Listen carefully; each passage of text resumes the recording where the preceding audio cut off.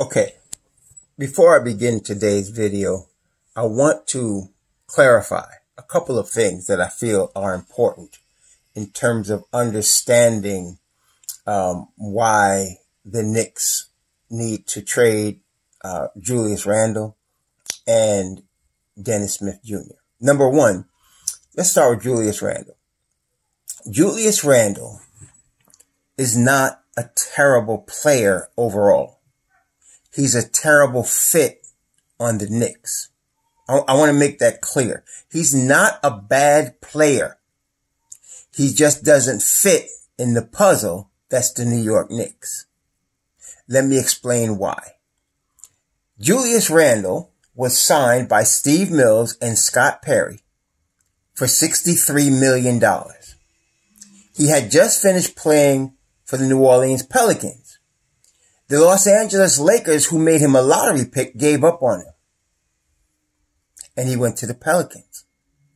Okay?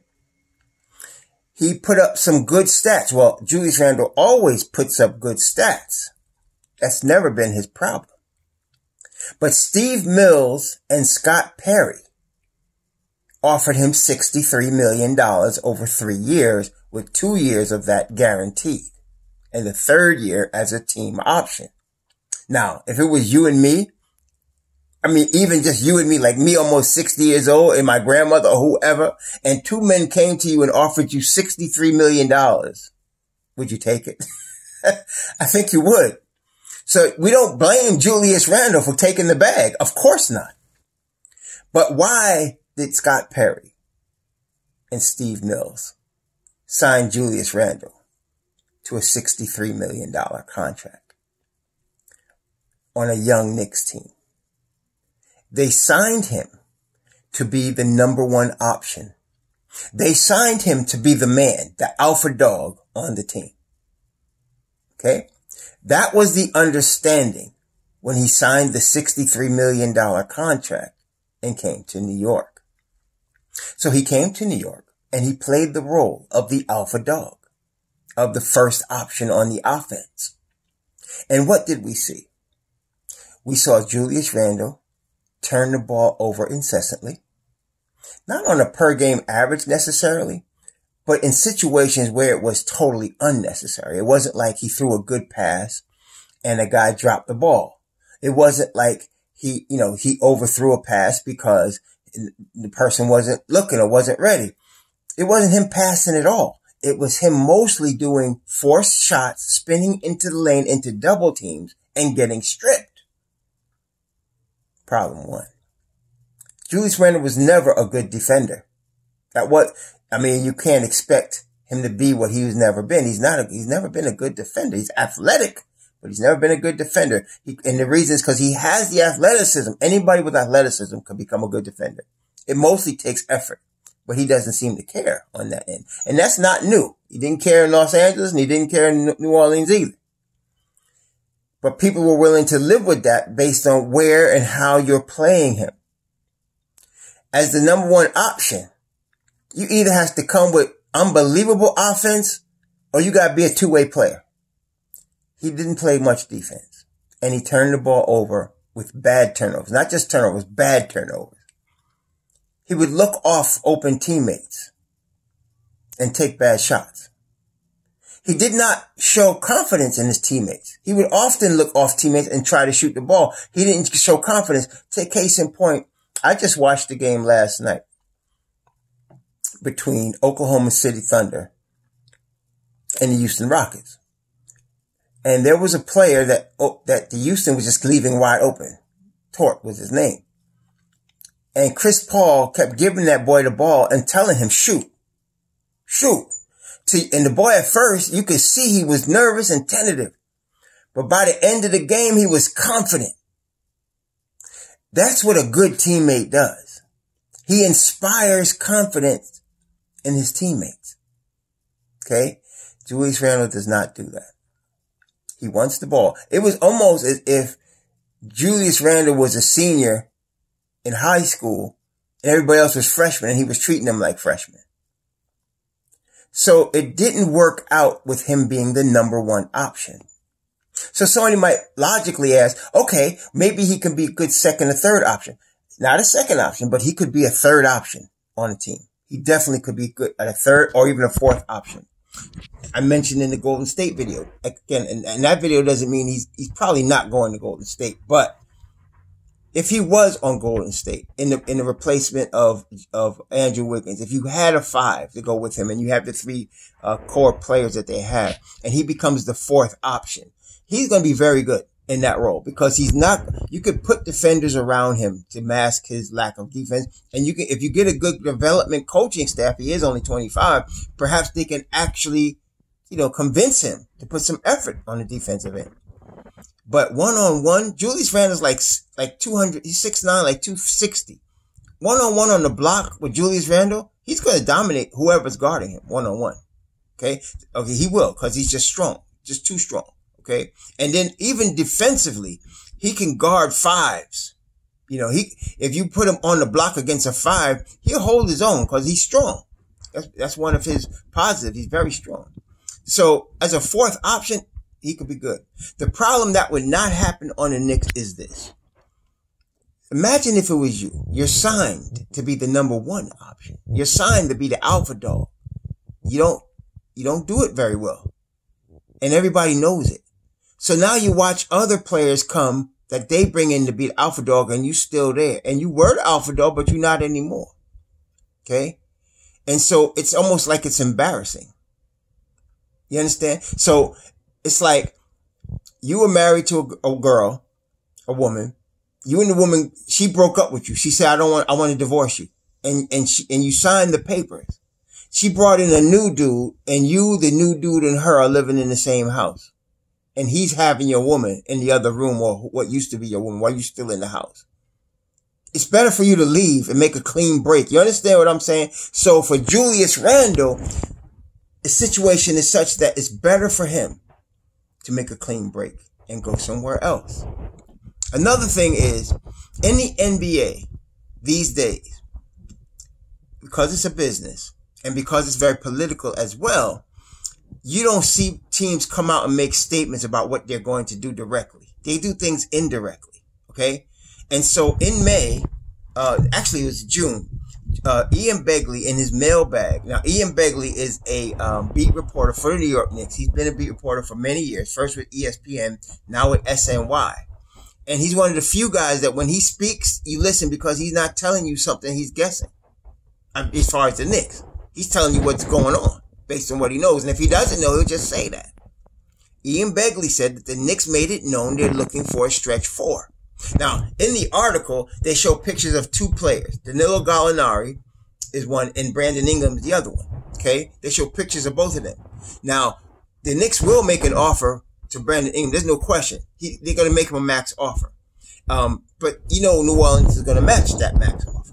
Okay? Because he's a restricted free agent. The only question is, does Brandon Ingram want to play in New York or does he want to play in New Orleans? Don't know, because I can see him going somewhere else only because he and Zion play the same position.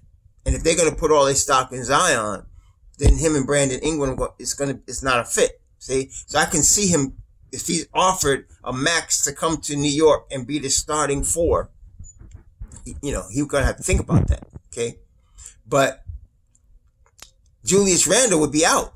Julius Randle's the starting 4. So if you're saying to the media, you make it leak that we're looking for a stretch 4, you're telling Julius Randle, we don't want you as our 4 anymore. Not a starting one, because we're going to get a starting one that can shoot. So if you're Julius Randle and his agent, you pick up on that. You pick up on that. All right? And you begin to make plans to get off that team. Okay? So that is why these factors are going into why it's not that Julius Randle can't be developed. It's not that Julius Randle's a terrible guy. It's not that Julius Randle can't play or be a factor on a contending team. It's the position he's in with the Knicks, and it's why he was brought in. See, if he was brought in with the understanding you're going to be the 3rd option or the 4th option, that's different. But he was brought in to be the man. Okay? So he can't stay in this atmosphere and then watch other players. They try to broom, or they sign a stretch for him. So, okay, now you're going to the bench. Okay? So he's going to want to leave. That's okay. So, that's Julius Randle. And so on another team, again, where he's not the first option, second, third, fourth option, he's going to be a much better player. When he was in New Orleans, he was a third option in New Orleans. And he played very well in New Orleans. Okay. So that's Julius Randle. Dennis Smith Jr. Again, Dennis Smith Jr. is a talented player. I mean, obviously we can see he's athletic. He can jump through the roof. He actually, I mean, his jump shot had a hitch in it, but I think, people are rushing players these days, rushing too fast. The kid's only finished his third year. He can develop a jump shot, over the next couple of years. He's still young. He's still like 22. People don't want to give time, especially in New York. They're just so impatient with the players, but a good team that's smart can get the most out of him. He was actually playing better in Dallas, which have a better management team, better development team than New York. So, but obviously it's not worked out in New York. They traded him. They got him in the Kristaps Porzingis deal. There was a lot of expectation for him because he was traded for an all-star. He was traded for an all-star. He was expecting to come to New York and be the starting point guard for the next 10 years. Obviously, it didn't work out.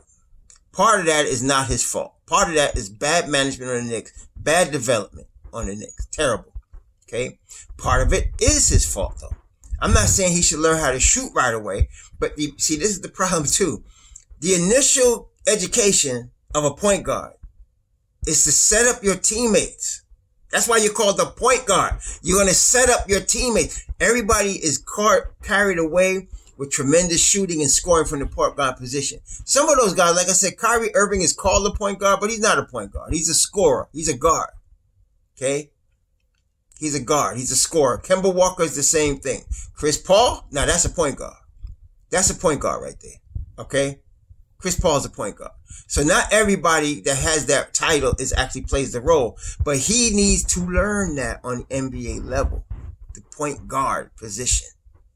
Okay, and that's development, that's coaching. Also, he needs to learn how to play defense.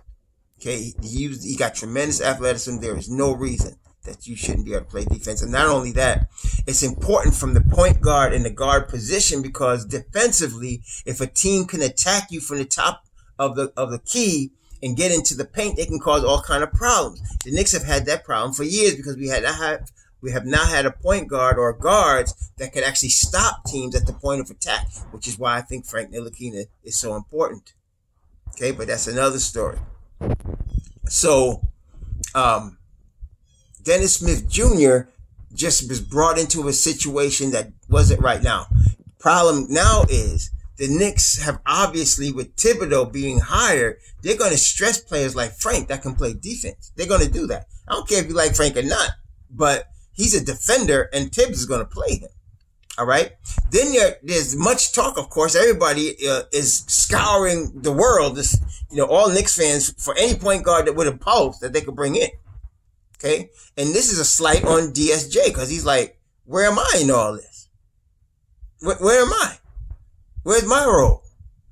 Okay. And so, he becomes the odd man out in a situation like this. And it messes with his head. I've seen since he's come here, things have gotten to his head and it's affected his play. So either you got to take him aside and then give him that confidence and say, listen, we're going to stick with you. We're going to work with you. We're going to develop you. You're not going nowhere. If you do that with him, I think he'll respond. But I don't know if they're going to do that. Second thing, Dennis Smith Jr. is from North Carolina. He went to North Carolina State. And he's very active in the community in North Carolina. I'm pretty confident that if he was to go back there as a pro, it might be a good move for him. Because that's where he's from. Okay? And he'll be around his hometown crew. So, here's the proposal. I'm looking at Charlotte. Now, Charlotte actually inquired about Julius Randle this past season. They wanted him in exchange for, they were looking to exchange him for Terry Rozier and some other, Scary Terry and some other assets. Deal never went through, and I don't know why it didn't go through. I don't know what the situation was. But they were definitely in talks with the Knicks. That was reported by Ian Begley on a couple of occasions and by a couple of other New York outlets, that they were in talks with the Knicks for Julius Randle from December of last year. But nothing ever came of it. So I'm looking at the Charlotte Hornets, and let's talk about them for a second. The Charlotte Hornets, right now, as it stands, they will have, they could have 50 million in cap space, but they won't. The reason they won't have 50 million in cap space is because of Nicholas Batum, who's going to exercise his player option, which he has, for $27 million. You know, that's going to happen. He ain't going anywhere. He's at the end of his career. He's been hurt a lot, and he's going to take that bag. So that leaves them with, you know, 22.4 million according to the $109 million cap. But the cap is probably going up to 115. So you figure they're going to have 28 million. Still a good amount. Okay. Right now, and this is where, you know, the Knicks need to learn some things. Charlotte is not one of these destinations that free agents want to go to.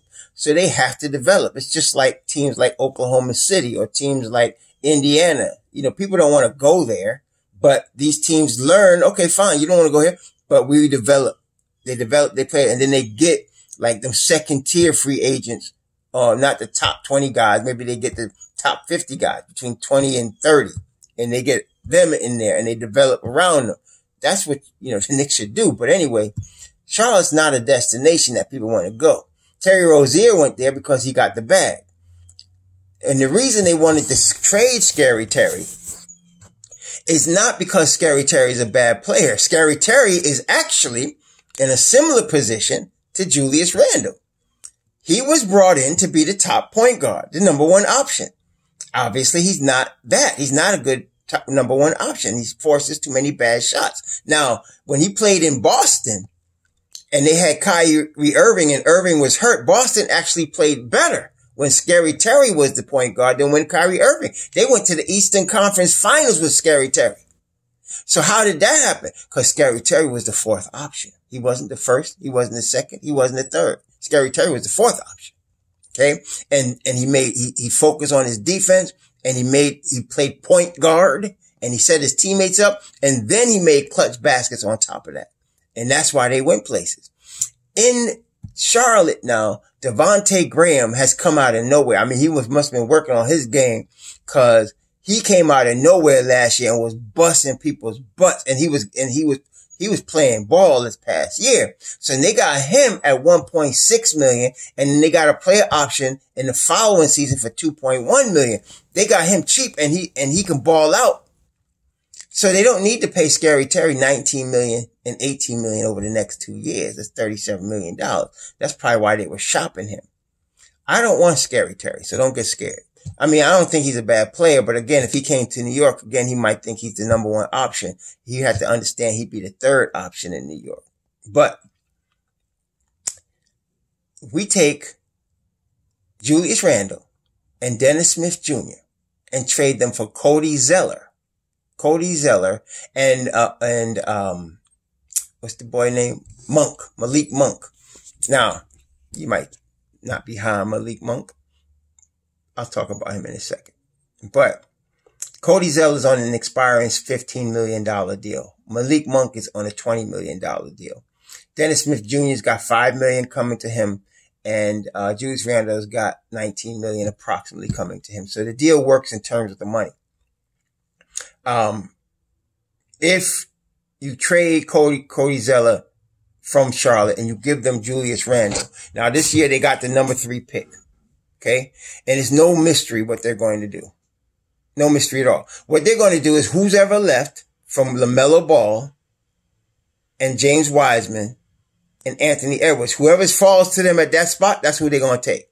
So if Minnesota takes Edwards and Golden State takes Ball, they're going to take Wiseman. If Minnesota takes Ball and Golden State takes Wiseman, they're going to take Edwards. If somehow Minnesota and Golden State take Edwards and Wiseman off the table, they're going to take Ball. Whoever of those 3 is left, they're going to take him. Okay. They got the easiest decision to make in this whole draft. Okay. So that's who they're going to take. Now, to me, they're going to end up with either Wiseman or Ball. And so if they end up with Ball, then the backcourt is all of a sudden crowded. Okay. If they end up with Wiseman, they got him at the 5 spot. He starts at the 5. Okay. Right now they got Cody Zeller starting at the 5. So now if you bring in a Julius Randle, and they also, Bismack Biyombo's contract just expired, so he's a free agent. So if you bring in a Julius Randle, what they had last year is they started Terry Rozier. They started Scary Terry.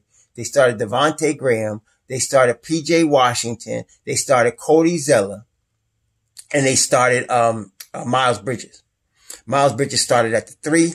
PJ Washington started at the 4. Cody Zeller started at the 5. And then the 2 guards, Scary Terry and Devontae Graham. So now you bring in Julius Randle. Julius Randle plays the 4 and the 5. Actually, I think he plays the 5 better than he plays the 4 because of his lack of mobility defensively, and because of the fact that he's actually a low box type of player. And he's athletic and nimble enough to deal with 5s on the low block. But of course he can't shoot 3s very well.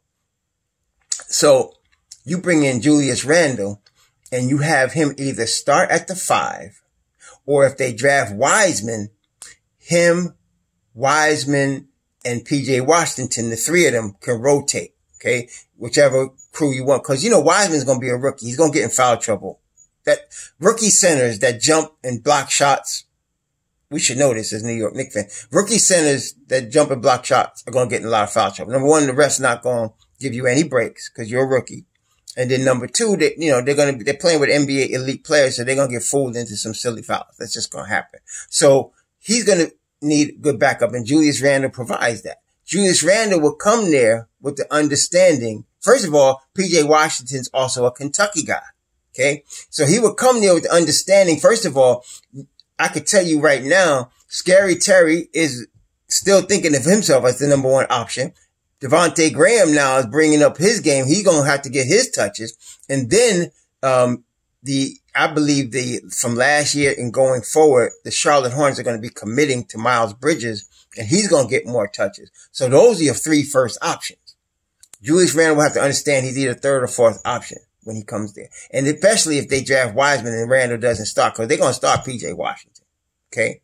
And so, that would make Randle a better player. Right there. That's going to make Randle a better player because he's not going to have opportunity. He's not going to get 20 touches a game. He's not going to. Okay. He might get like 12 to 15 shots a game. Okay. That's probably what he'll get. 10 to 12, 15 shots a game. He'll be much more efficient in that role. Okay. Then you send DSJ down there. He backs up Scary Terry and Devontae Graham. He backs them up, especially if they get Wiseman. He backs them up. And so, he's in his hometown.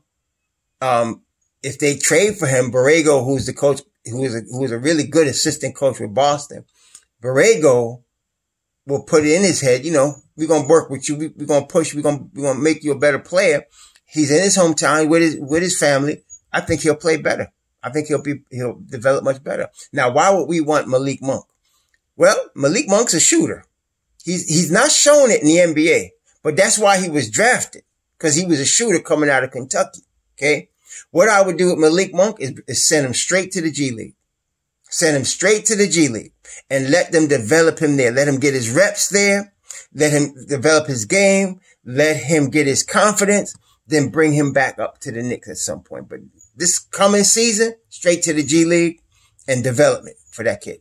And then because if he gets his game together, not only is he athletic, and he's a dynamic scorer. You got a potential 6 man that could be a real force coming off the bench as a scorer in Malik Monk. So, that's what I would do with that. Okay. So in exchange for that, I want Charlotte's 2nd round pick. I want their they get 32nd pick. They pick a number 32, which is really a low 1st round pick because 32 is pretty high. So that would give us Cody Zeller, which is a backup to Mitch at the 5 on an expiring contract. It would give us Malik Monk, who we can develop in the G League, as we should have did with these other kids. We should have developed Kevin and Frank and DSJ. They should have all been in the G League for a year. They should have all been down there working on their games. They'd have all been more polished right now. Okay. Should have developed them. But anyway, we could do that with Malik Monk. And then now we have the 8th pick, the 27th pick, the 32nd pick, and the 38th pick. Now, why is that important? This draft is an unknown. There is no transcendent talent in this draft. In this particular draft, the greatest players can come anywhere from 1 to 60 to not even being drafted. This is how much of a wild card this draft is. Okay. That being the case, the more picks you get, it's not necessarily important to move up. People keep talking about trading to move up. No, it's not important to move up. It's important to get more picks, because the more picks you get, the better your chance of winning. Shalom.